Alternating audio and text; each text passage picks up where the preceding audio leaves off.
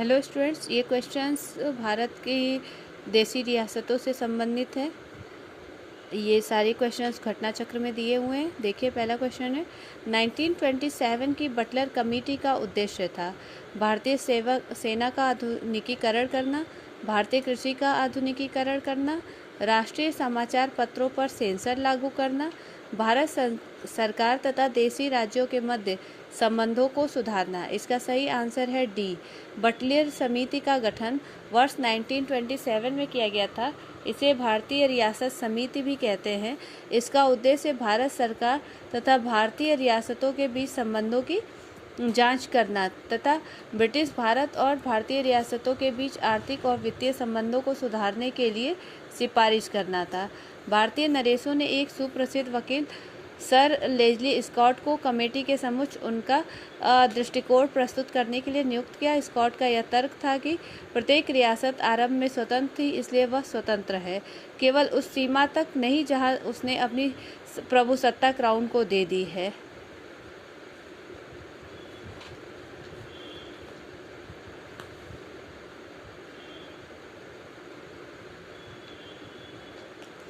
All India State People's Conference का गठन कब हुआ? 1924, 1926, 1927, 1929। इसका सही आंसर है 1927। दिसंबर 1927 में अखिल भारतीय राष्ट्रीय जन Congress all India states people Congress का आयोजन किया गया।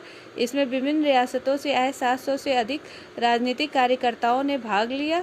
बलवंत राम मेहता, मणिलाल कोठारी और जी.आर. अभ्यंकर ने इसके आयोजन में महत्वपूर्ण भूमिका निभाई।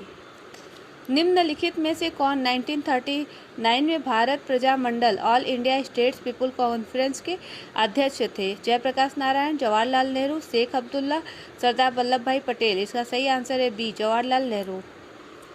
भारतीय संघ में रजवाड़ों का विलय अधिकाधिक किस सन में हुआ? 1948, 1947, 1950, 1961। भारतीय संघ में अधिकांश रजवाड़ों का विलय वर्ष 1947 में हुआ। 15 अगस्त 1947 तक सिवाय जूनागढ़, जम्मू कश्मीर, हैदराबाद को छोड़कर सभी रजवाड़े भारत में शामिल हो गए तथा वर्ष 1948 के अंत तक इन तीनों रियासतों को भी इसके लिए बाध्य होना पड़ा।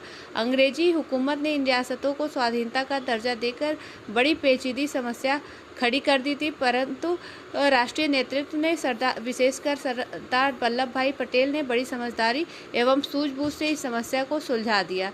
राष्ट्रीय अस्थायी सरकार में पटेल रियासती विभाग के कार्यवाहक थे। उन्होंने भारतीय रियासतों की देशभक्ति को ललकारा, उनसे अनुरोध किया कि वे भारतीय संघ में अपनी रक्षा, विदेशी मामले और संचार व्यवस्था को भारत के अधीनस्थ बनाकर सम्मिलित हो जाए। उनके नेतृत्व में ही भारतीय संघ में विभिन्न रियासतों का विलय हुआ। भारतवर्ष के विभाजन के समय ब्रिटिश भारत के निम्नलिखित में से किस एक प्रांत ने संयुक्त एवं स्वतंत्र अस्तित्व के लिए योजना सामने रखी? पंजाब, असम, बंगाल, बिहार। ए, पंजाब। भारत विभाजन के दौरान पंजाब राज्य ने एक संयुक्त एवं स्वतंत्र अस्तित्व की योजना प्रस्तुत की, किंतु सरदार पटेल के प्रयासों से उसके मंसूबों पर पानी फिर गया। पूर्वी पंजाब, पटियाला तथा पहाड़ी राज्यों का एक संघ बनाया गया जिसे पेप्सू कहा गया। पूर्वी पंजाब, पटियाला तथा पहाड़ी राज्यों का एक संघ बनाया गया जिसे पेप्सू कहा गया। निम्नलिखित देशी राज्यों में से कौन यथावत समझौते का पक्षधर था? हैदराबाद, जम्मू कश्मीर, जूनागढ़, मैसूर। इसका सही आंसर है ए, हैदराबाद।